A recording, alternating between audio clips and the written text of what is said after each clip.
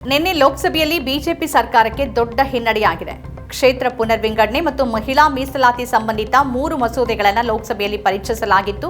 ನಿನ್ನೆ ಮಸೂದೆಯನ್ನ ಮತಕ್ಕೆ ಹಾಕಲಾಯಿತು. 298 ವೋಟುಗಳು ಮಸೂದೆ ಪರವಾಗಿ, 230 ವೋಟುಗಳು ವಿರುದ್ಧವಾಗಿ ಬಂದರೂ ಸಂವಿಧಾನ ತಿದ್ದುಪಡಿಗೆ ಬೇಕಾದ 3/2 ಬಹುಮತ ಸಿಗಲಿಲ್ಲ.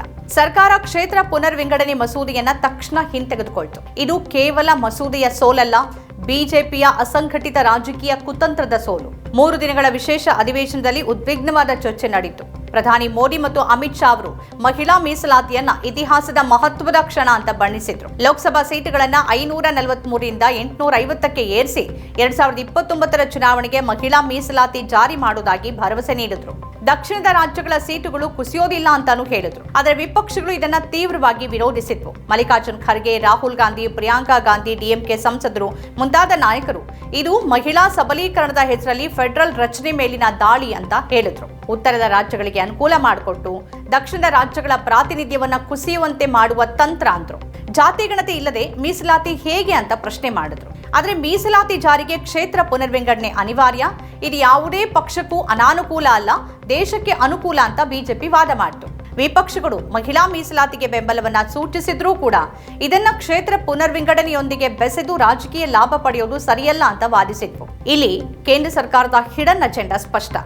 ಮಹಿಳಾ ಮೀಸಲಾತಿಯ ಭಾವುಕತೆಯ ಹೆಸರಲ್ಲಿ ಲೋಕಸಭೆಯನ್ನ 850ಕ್ಕೆ ಏರಿಸಿ ಜನಸಂಖ್ಯೆಯ ಆಧಾರದಲ್ಲಿ ಸೀಟುಗಳನ್ನ ಮರು ವಿಂಗಡಿಸೋದು ಇದು ಬಿಜೆಪಿ ದೀರ್ಘಕಾಲೀನ ರಣತಂತ್ರ. ಉತ್ತರ ಭಾರತದಲ್ಲಿ ಹೆಚ್ಚು ಸೀಟುಗಳನ್ನು ಇದರಿಂದ ಗಳಿಸೋದು, ದಕ್ಷಿಣದ ರಾಜ್ಯಗಳ ಜನಸಂಖ್ಯಾ ನಿಯಂತ್ರಣಕ್ಕೆ ಶಿಕ್ಷೆಯಂತೆ ಪ್ರಾತಿನಿಧ್ಯ ಕುಸಿಯುವಂತೆ ಮಾಡೋದು. ಇದು ಅಧಿಕಾರ ವಿಕೇಂದ್ರೀಕರಣದ ಕುತಂತ್ರ ಅಲ್ಲದೆ ಬೇರೇನೂ ಅಲ್ಲ. ಸರ್ಕಾರದ ಕ್ರಮಬದ್ಧವಲ್ಲದ ರೀತಿ ಅತ್ಯಂತ ಖಂಡನೀಯ. ರಾಜ್ಯಗಳೊಂದಿಗೆ ಯಾವುದೇ ಸಮಾಲೋಚನೆ ಮಾಡಿಲ್ಲ, ವಿರೋಧ ಪಕ್ಷಗಳೊಂದಿಗೆ ಚರ್ಚೆನೂ ಇಲ್ಲ. ತುರ್ತು ಅಧಿವೇಶನದಲ್ಲಿ ಬಲ ಪ್ರಯೋಗಕ್ಕೆ ಮುಂದಾಯಿತು. ಎಲ್ಲವನ್ನ ಒಂದು ಗೊಂಚಲಾಗಿ ಕಟ್ಟಿ ಫೆಡರಲ್ ಪ್ರಶ್ನೆಗಳನ್ನ ಉಪೇಕ್ಷೆ ಮಾಡಿದ್ದು ಕಾಳಜಿ ಇಲ್ಲದ ರಾಜಕೀಯ. ಬಿಜೆಪಿಗೆ ನಿಜವಾಗಿ ಕಾಳಜಿ ಇದ್ದಿದ್ರೆ ಮಹಿಳಾ ಮೀಸಲಾತಿಯನ್ನ ಪ್ರತ್ಯೇಕವಾಗಿಯೇ ಜಾರಿ ಮಾಡಬಹುದಿತ್ತು. ಆದರೆ ರಾಜಕೀಯ ಲಾಭಕ್ಕಾಗಿ ಎಲ್ಲವನ್ನ ಒಟ್ಟಿಗೆ ಜೋಡಿಸಿದ್ದು ಸಂಸದೀಯ ಪ್ರಜಾಪ್ರಭುತ್ವಕ್ಕೆ ಅಪಮಾನ.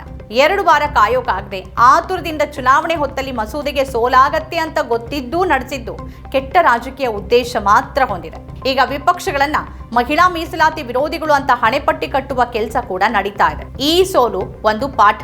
ರಾಜಕೀಯ ಕುತಂತ್ರಕ್ಕಿಂತ ಜನರ ಹಿತಕ್ಕೆ ಆದ್ಯತೆ ನೀಡಿ ಫೆಡರಲ್ ಸಮತೋಲನ, ಮಹಿಳಾ ಸಬಲೀಕರಣ ಮತ್ತು ಪ್ರಜಾಪ್ರಭುತ್ವವನ್ನು ರಕ್ಷಣೆ ಮಾಡಬೇಕಾದ ಸಮಯ ಇದು.